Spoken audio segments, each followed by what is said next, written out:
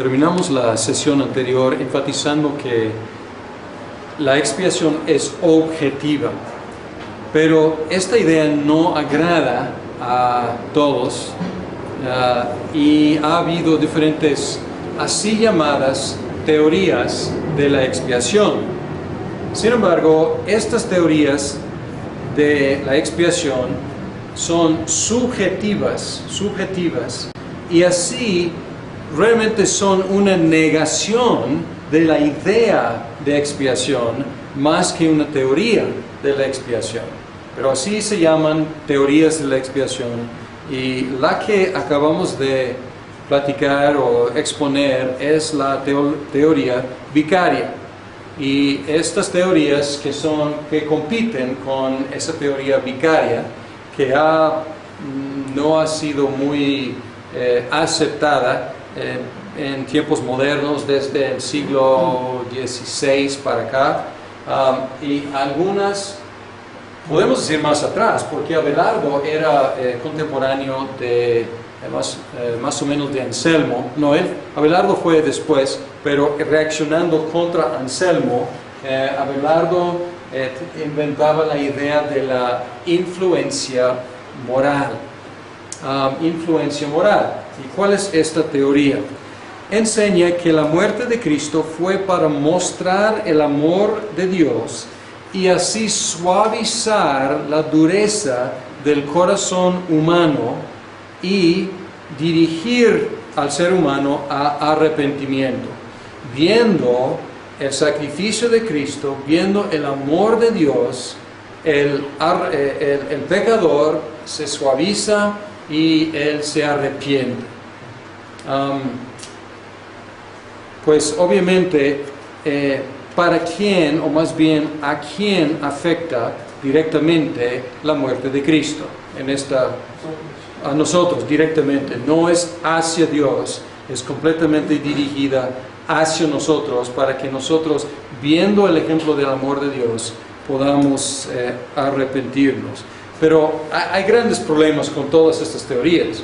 Pero si no efectuó nada objetivamente, la pregunta es, ¿cómo es una muestra del amor de Dios? O sea, ¿en qué sentido demuestra el amor de Dios? Es decir, no es obvio cómo es una muestra del amor de Dios si no efectuó nada objetivamente. Entonces, grandes problemas con esta teoría, pero es una teoría popular entre el liberalismo moderno teológico.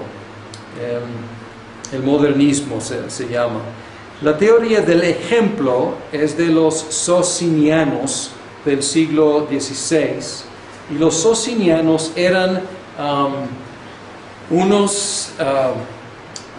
reaccionando a la Reforma Protestante. Ellos eran antitrinitarios, eran unitarios y eran muy arminianos en su soteriología. Y ellos enseñaban que la muerte de Cristo fue la culminación de una vida obediente, la cual debemos seguir. Y en un sentido es cierto, Filipenses dice que fue obediente hasta la muerte y muerte de cruz. Entonces, en un sentido es cierto.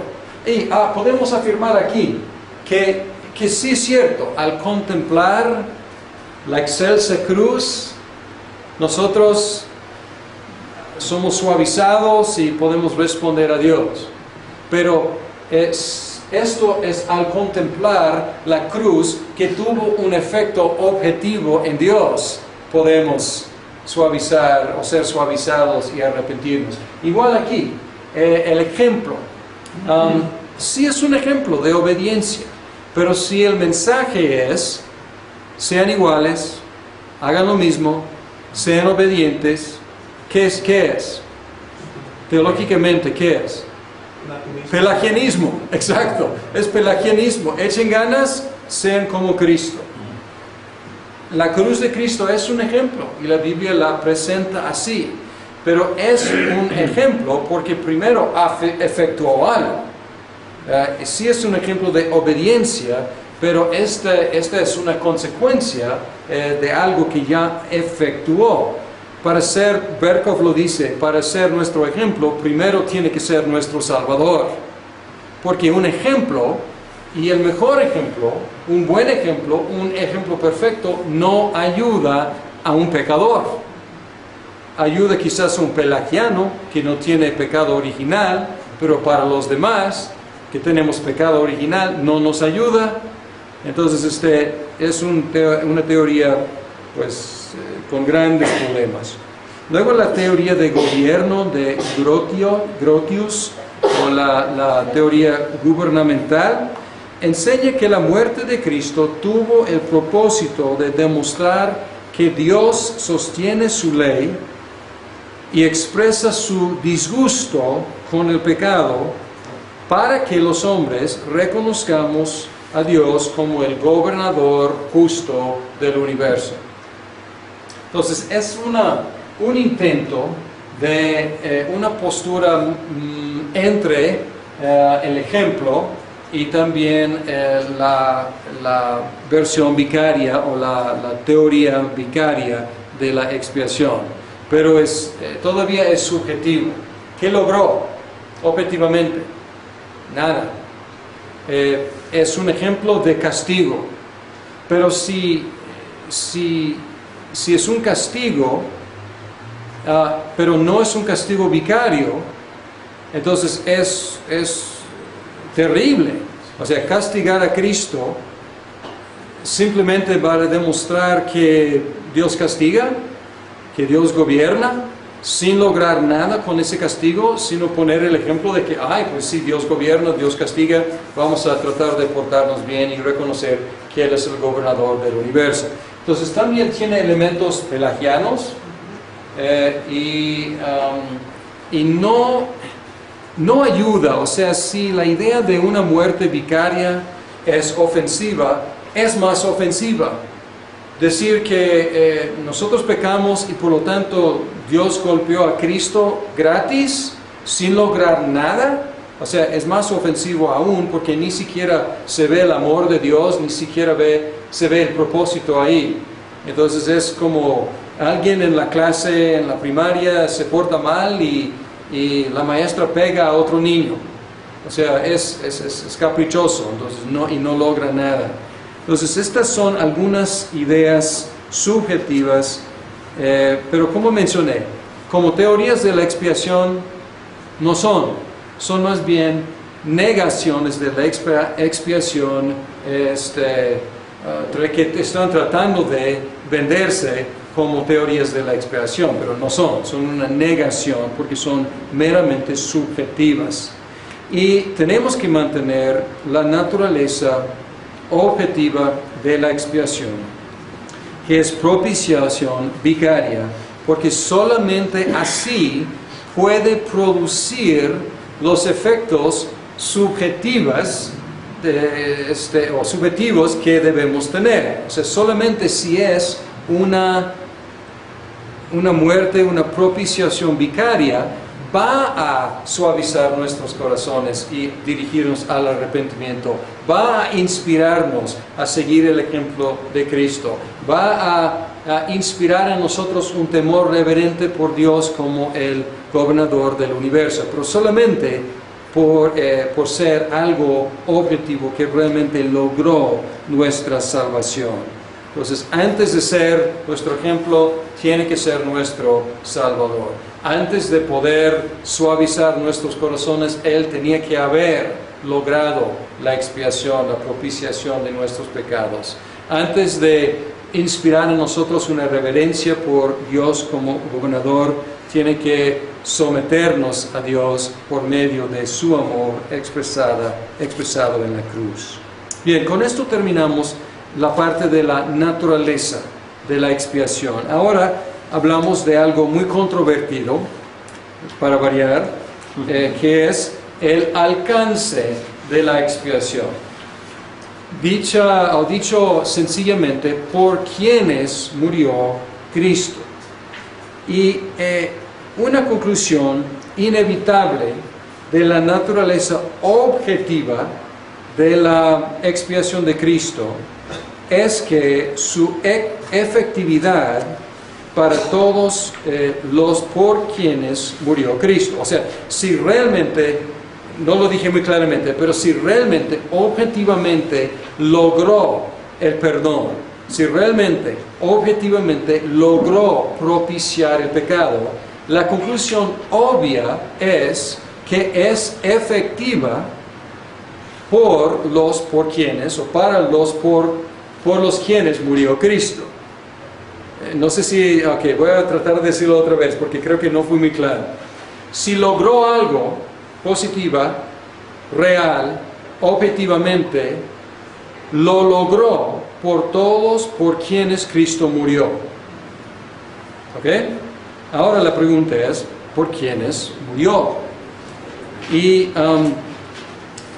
todos por los cuales murió Cristo son perdonados, salvos, justificados, adoptados, etcétera, etcétera.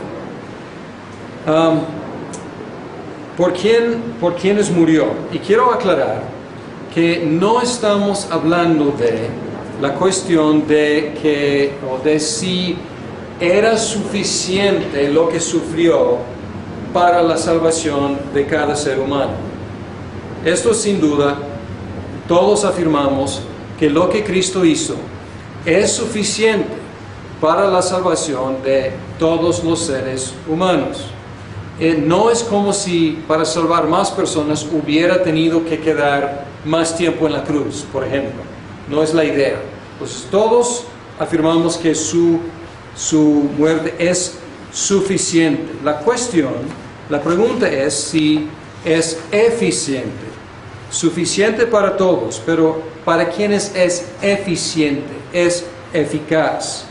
Por lo tanto, no estamos hablando de la suficiencia de la expiación, estamos hablando del diseño, estamos hablando del propósito.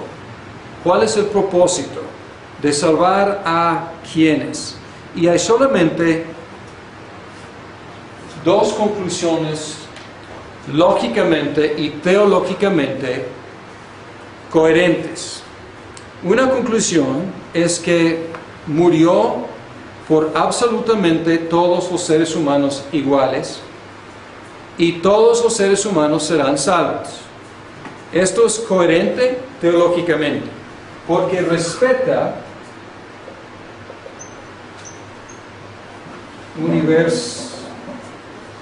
universalismo, que todos los seres humanos serán salvos. Cristo murió por todos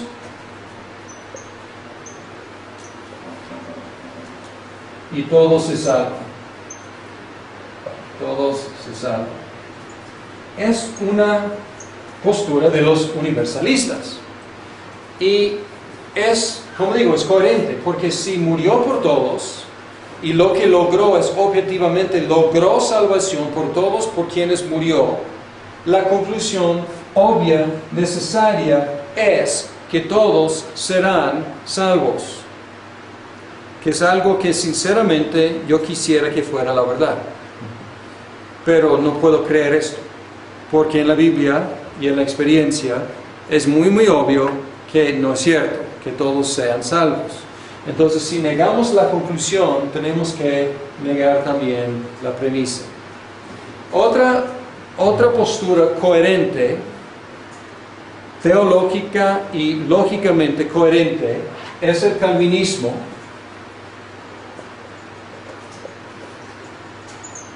que es que murió por los elegidos, y los elegidos se salvan. Es la misma lógica que en el universalismo, porque estas dos posturas están reconociendo la muerte vicaria objetiva de Cristo, que Él objetivamente logró salvación por quienes murió. Entonces tenemos que rechazar el universalismo, porque la Biblia habla muy claramente, muchos llamados, pocos salvados. Entonces lo dice. Y Cristo habla mucho de el infierno, del castigo eterno, etc. Entonces, tenemos solamente una opción, que es una expiación particular, que murió Cristo por individuos elegidos. Y esta versión o esta teoría o esta postura teológica del calvinismo se llama expiación particular, expiación personal, o muchas veces, y no me gusta, pero se llama expiación limitada. Entonces, tenemos que reconocer algo muy obvio, pero a veces no queremos hacerlo. Si no todos son salvos, o sea, si alguien afirma como los universalistas que todos son salvos, sus problemas ya se acabaron. O sea, teológicamente están equivocados, pero o sea, no tienen que luchar tanto con esto. Cualquiera que reconoce que no todos son salvos, tiene que introducir particularidad en algún lado. O sea, si no todos son salvos, tiene que haber una explicación por qué no todos. Algunos sí, no todos. Entonces hay particularidad, hay personalidad. O sea, algunas personas sí, otras personas no. Tiene que entrar.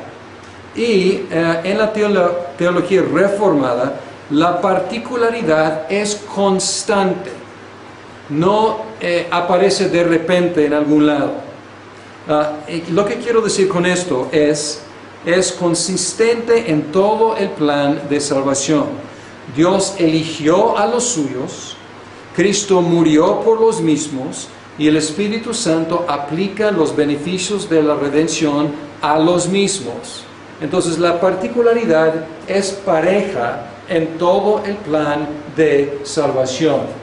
¿Dónde está mi confesión de fe? Aquí está. Confesión de fe 8, capítulo 8, párrafo 5.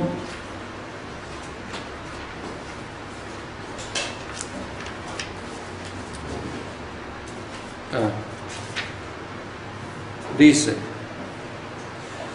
el Señor Jesucristo, por su perfecta obediencia y por el sacrificio de sí mismo que ofreció una sola vez por el Espíritu eterno de Dios, ha satisfecho plenamente la justicia de Dios y compró para aquellos que éste le había dado, o sea, Dios el Padre le había dado, no solo la reconciliación, sino también una herencia eterna en el reino de los cielos. Entonces, a todos a quienes Dios le había dado, Él murió y compró efectivamente para ellos todos los beneficios.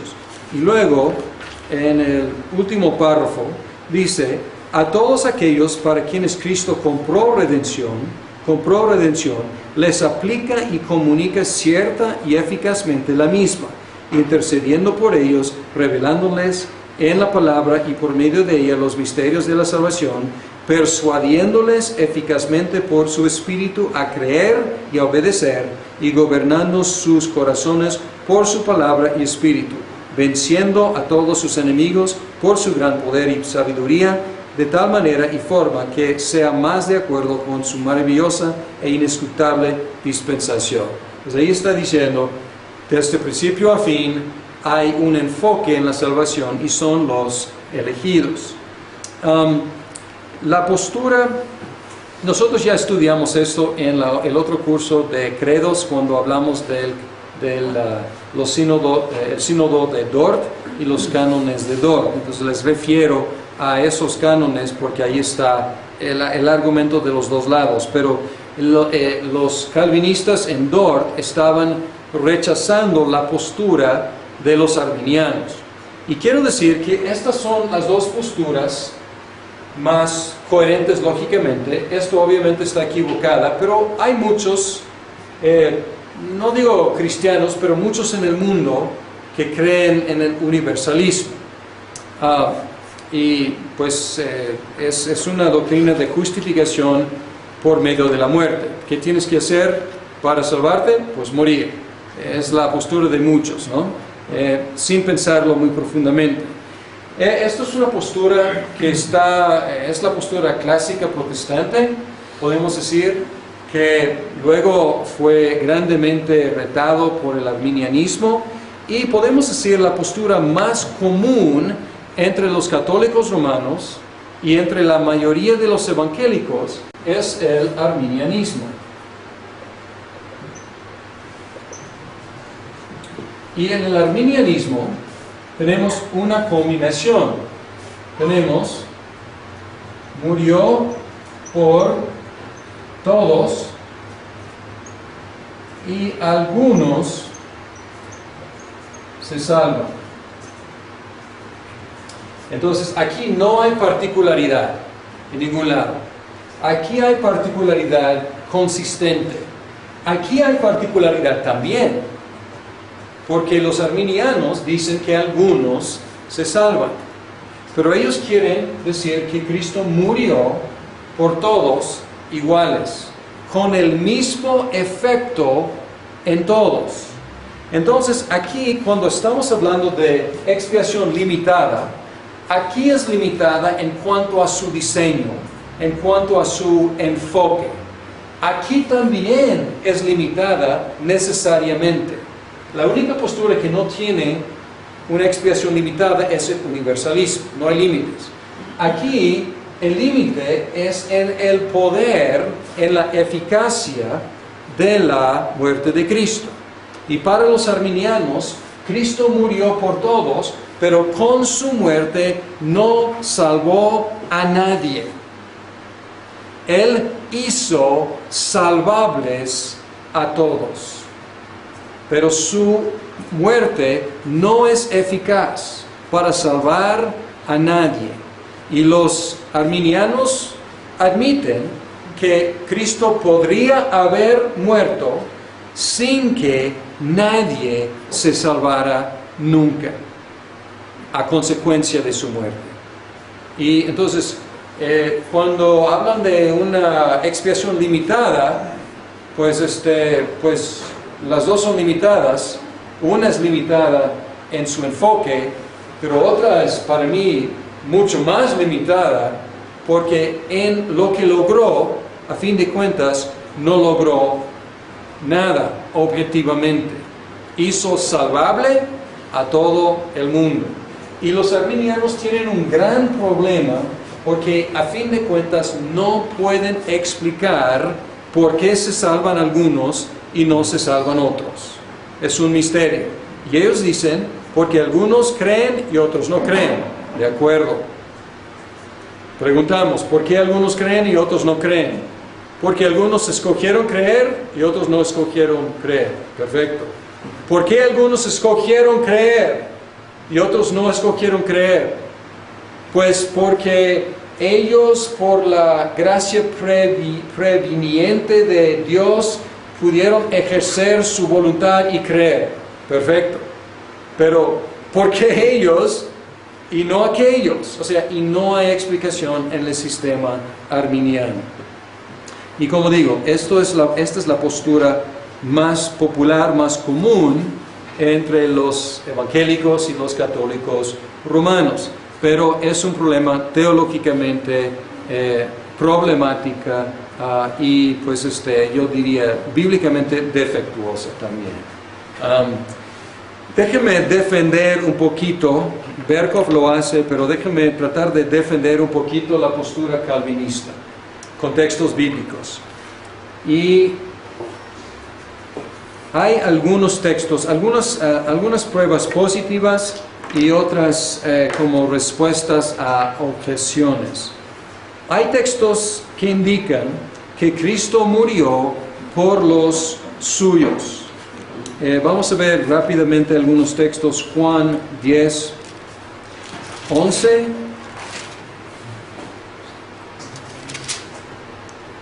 Porque algunos pueden decir, esto es una abstracción teológica, pero no, vamos a ver que es un concepto bíblico.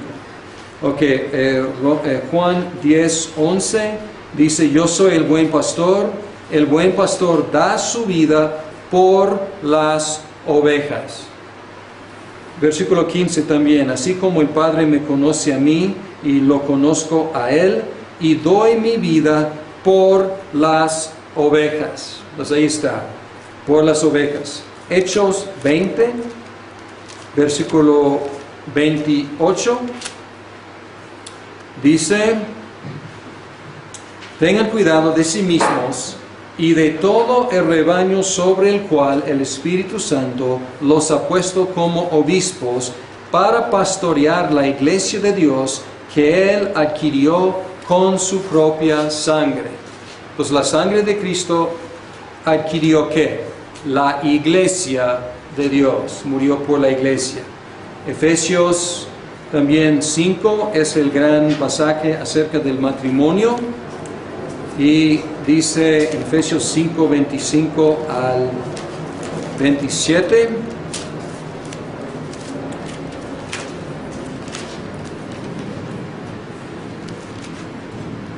instrucciones para los esposos. Esposos, amen a sus esposas, así como Cristo amó a la iglesia y se entregó por ella para hacerla santa.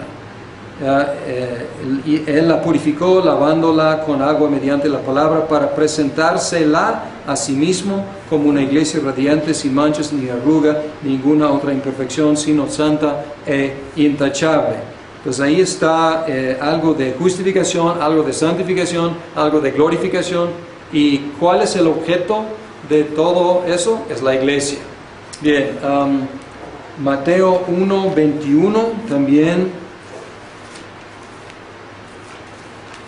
Cuando están poniéndole el nombre de Cristo, de Jesús, y la explicación 1:21, dará a luz un hijo y le pondrás por nombre Jesús, porque él salvará a su pueblo de sus pecados. Y Romanos 8:32 al 35, también vemos la particularidad. 8:32 a 35. El que no escatimó ni a su propio Hijo, sino que lo entregó por todos nosotros, ¿cómo no habrá de darnos generosamente junto con Él todas las cosas? Entonces está hablando de nosotros, pero luego dice: ¿quién acusará a los que Dios ha escogido? Pues ya define quiénes son los nosotros. Dios es el que justifica, ¿quién condenará? Cristo Jesús es el que murió e incluso resucitó y está a la derecha de Dios e intercede por nosotros. ¿Quién nos apartará del amor de Cristo? Y luego una lista de posibilidades y niega todas las posibilidades. ¿Por qué? Porque dio su vida por los que Dios ha escogido. También hay textos que dicen que Cristo murió por el mundo o por todos los hombres. Entonces tenemos que tratar, si vamos a ser honestos, tenemos que tratar algo con estos versículos también. Porque, como por ejemplo Juan 1:29, dice que al día siguiente Juan vio a Jesús que se acercaba a él y dijo: aquí tienen al Cordero de Dios que quita el pecado del mundo, quita el pecado del mundo. Y primero de Juan, que ya leímos en otro contexto hoy, sobre propiciación, dice que es propiciación por nuestros pecados, y no solo los nuestros, sino los de todo el mundo. Luego Romanos 5, 18 y 19. Romanos 5, 18, 19. Por tanto, así como una sola transgresión causó la condenación de todos, también un solo acto de justicia produjo la justificación que da vida a todos. Porque así como por la desobediencia de uno solo muchos fueron constituidos pecadores, también por la obediencia de uno solo muchos serán constituidos justos. Entonces primero es todos y todos, y luego muchos y muchos. También 2 de Corintios 5, 14 y 15. Y quiero mencionar estos textos porque son del tipo de texto que el arminiano quiere que consideremos. Y está bien. 2 de Corintios 5, 14 y 15 Dice, el amor de Cristo nos obliga porque estamos convencidos de que uno murió por todos y por consiguiente todos murieron. Y Él murió por todos para que los que viven ya no vivan para sí, sino para el que murió por ellos y fue resucitado. Entonces, textos así. Ahora, ¿cómo vamos a responder a este tipo de texto? Sin quitarle nada de su fuerza, porque no queremos suavizar nada, queremos tomar la Biblia así tal cual. Primero, tenemos que recordar, los que estamos hablando español, tenemos que recordar que todo el mundo es un dicho castellano que utilizamos nosotros para referirnos a todas las personas. Pero es un dicho, es un decir. En otros idiomas no se dice todo el mundo para hablar de everybody, everyone. Entonces, no necesariamente cuando encontramos en la Biblia todo el mundo esté hablando acerca de todas las personas. Por ejemplo, en 1 de Juan 2:2, la expresión es holu u cosmu, cosmos. Entonces dice ahí que Cristo no murió solamente por los pecados nuestros, sino por los de todo el cosmos. Y todo el cosmos es diferente a cada ser humano. Entonces no es necesariamente, puede estar diciendo por gente de todo el planeta, no solamente nosotros los judíos o los de Asia Menor, puede estar diciendo, no, pues es universal en ese sentido, tiene un efecto en seres humanos en todo el cosmos. Además, debemos observar las restricciones que los contextos mismos indican. Cuando dicen todo, debemos ver si hay una restricción en el mismo contexto. Por ejemplo, si regresamos a Romanos 5:18, el arminiano debe tener mucho cuidado en usar estos textos. ¿Por qué? Vamos a escuchar otra vez. Por tanto, así como una sola transgresión causó la condenación de todos, también un solo acto de justicia produjo la justificación que da vida a todos. Y si queremos decir que todos siempre quiere decir todos, ya estamos en el universalismo. O sea, el arminiano tiene un gran problema con este texto también. Porque si todos tiene que referirse a cada ser humano sin distinción, aquí está diciendo que da vida a todos. Pero obviamente, en el contexto de Romanos, Pablo no puede estar diciendo eso. Y otra vez, porque así como por la desobediencia de uno solo muchos fueron constituidos pecadores, también por la obediencia de uno solo muchos serán constituidos justos. Ahí no hay problema. Dice muchos, no dice todos, pero los muchos como da definición a los todos. Entonces, igual, segundo de Corintios que acabamos de leer, el contexto mismo pone restricciones en el todo. Por ejemplo, dice 14 y 15, dice, el amor de Cristo nos obliga porque estamos convencidos de que uno murió por todos y por consiguiente todos murieron. Él murió por todos para que los que viven ya no vivan para sí, sino para que el que murió por ellos y fue resucitado. Entonces, ¿de quién está hablando aquí? ¿De quiénes? Está hablando de los que murieron con Cristo, que vivieron a una nueva vida y viven para Él. El contexto mismo define quiénes son los todos. Unos textos también hablan de la voluntad de Dios para la salvación de todos. Y puedo decir que en un sentido estos textos son más difíciles que los textos que acabo de leer. Segunda de Pedro 3:9, por ejemplo, dice, no devuelvan mal por mal. Yo creo que estoy mal. Estoy en 1 de Pedro, por eso no me checaba.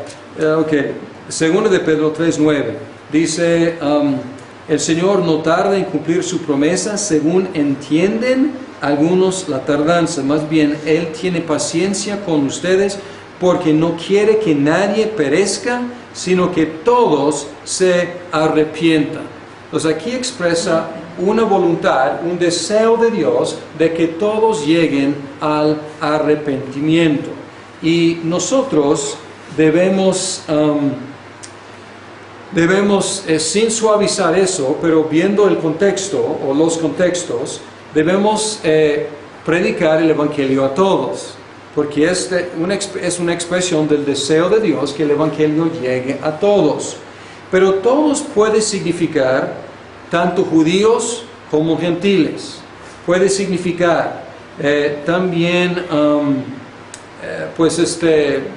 los de esta localidad como otros de otra localidad. Así que recomiendo ante todo que se hagan plegarias, oraciones, súplicas y acciones de gracias por todos, especialmente por los gobernantes y por todas las autoridades, para que tengan paz y tranquilidad y llevemos una vida piadosa y digna. Esto es bueno y agradable a Dios nuestro Salvador, pues Él quiere que todos sean salvos y lleguen a conocer la verdad. Pero el contexto, ¿quiénes son los todos?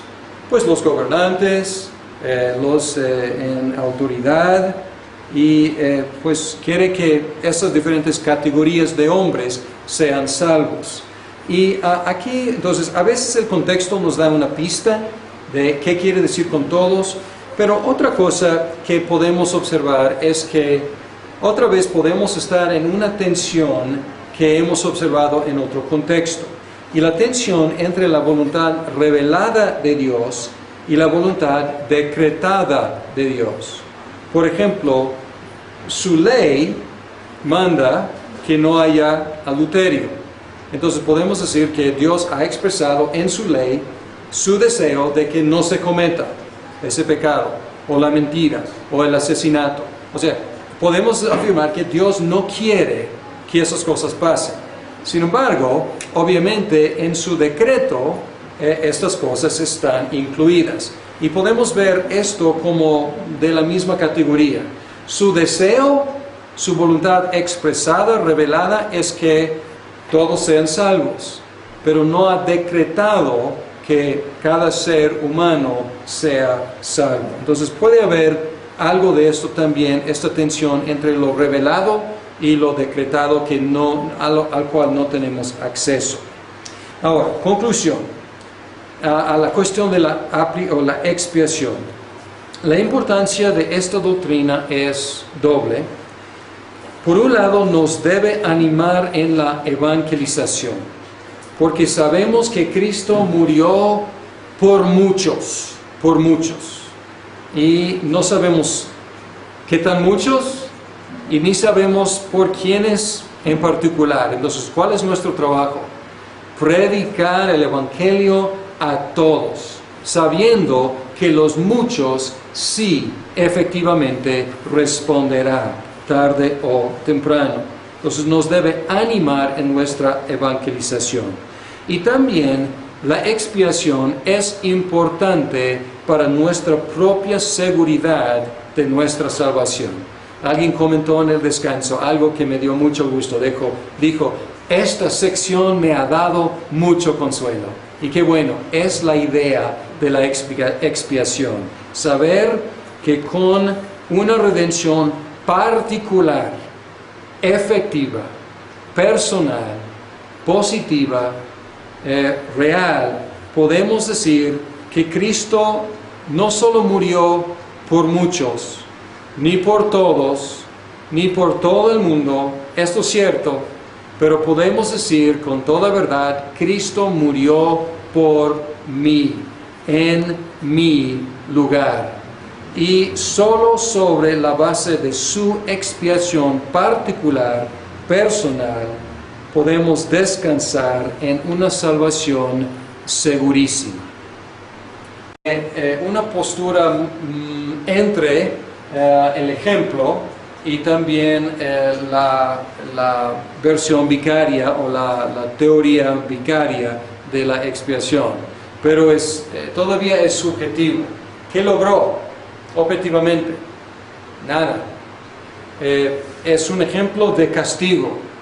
Pero si es un castigo, pero no es un castigo vicario, entonces es terrible.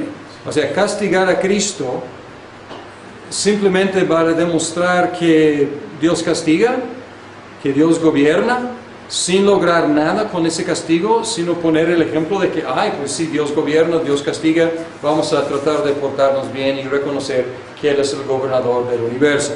Entonces también tiene elementos pelagianos y no ayuda, o sea, si la idea de una muerte vicaria es ofensiva, es más ofensiva. Decir que nosotros pecamos y por lo tanto Dios golpeó a Cristo gratis, sin lograr nada, o sea, es más ofensivo aún porque ni siquiera se ve el amor de Dios, ni siquiera se ve el propósito ahí. Entonces es como alguien en la clase, en la primaria, se porta mal y la maestra pega a otro niño. O sea, hagan lo mismo, sean obedientes. ¿Qué es? Teológicamente, ¿qué es? Pelagianismo, exacto, es pelagianismo. Echen ganas, sean como Cristo. La cruz de Cristo es un ejemplo y la Biblia la presenta así, pero es un ejemplo porque primero efectuó algo. Sí es un ejemplo de obediencia, pero esta es una consecuencia de algo que ya efectuó. Para ser, Berkov lo dice, para ser nuestro ejemplo, primero tiene que ser nuestro Salvador. Porque un ejemplo, y el mejor ejemplo, un buen ejemplo, un ejemplo perfecto, no ayuda a un pecador.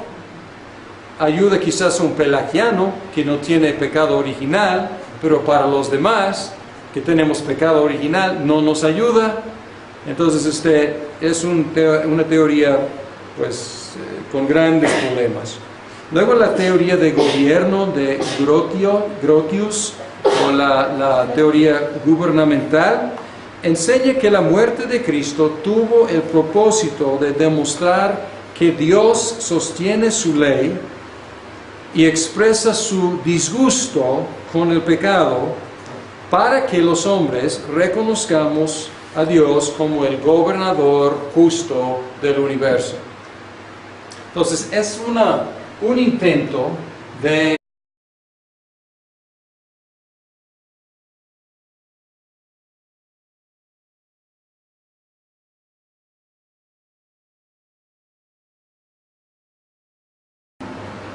terminamos la sesión anterior enfatizando que la expiación es objetiva, pero esta idea no agrada a todos. Y ha habido diferentes así llamadas teorías de la expiación. Sin embargo, estas teorías de la expiación son subjetivas y así realmente son una negación de la idea de expiación más que una teoría de la expiación. Pero así se llaman teorías de la expiación. Y la que acabamos de platicar o exponer es la teoría vicaria. Y estas teorías que compiten con esa teoría vicaria, que no ha sido muy aceptada en tiempos modernos, desde el siglo XVI para acá, y algunas podemos decir más atrás, porque Abelardo era contemporáneo de más o menos de Anselmo. No, Abelardo fue después, pero reaccionando contra Anselmo, Abelardo moderno teológico, el modernismo se llama. La teoría del ejemplo es de los socinianos del siglo XVI, y los socinianos eran reaccionando a la Reforma Protestante. Ellos eran antitrinitarios, eran unitarios y eran muy arminianos en su soteriología. Y ellos enseñaban que la muerte de Cristo fue la culminación de una vida obediente, la cual debemos seguir. Y en un sentido cierto, Filipenses dice que fue obediente hasta la muerte y muerte de cruz. Entonces, en un sentido es cierto. Y podemos afirmar aquí que sí es cierto, al contemplar la excelsa cruz, nosotros somos suavizados y podemos responder a Dios. Pero esto es al contemplar la cruz que tuvo un efecto objetivo en Dios, podemos suavizar o ser suavizados y arrepentirnos. Igual aquí, el ejemplo, sí es un ejemplo de obediencia, pero si el mensaje es, sean iguales, inventaba la idea de la influencia moral. Influencia moral. ¿Y cuál es esta teoría? Enseña que la muerte de Cristo fue para mostrar el amor de Dios y así suavizar la dureza del corazón humano y dirigir al ser humano a arrepentimiento. Viendo el sacrificio de Cristo, viendo el amor de Dios, el pecador se suaviza y él se arrepiente. Pues obviamente, ¿para quién, o más bien a quién afecta directamente la muerte de Cristo? A nosotros directamente, no es hacia Dios, es completamente dirigida hacia nosotros, para que nosotros, viendo el ejemplo del amor de Dios, podamos arrepentirnos. Pero hay grandes problemas con todas estas teorías. Pero si no efectuó nada objetivamente, la pregunta es, ¿cómo es una muestra del amor de Dios? O sea, ¿en qué sentido demuestra el amor de Dios? Es decir, no es obvio cómo es una muestra del amor de Dios si no efectuó nada objetivamente. Entonces, grandes problemas con esta teoría, pero es una teoría popular entre el liberalismo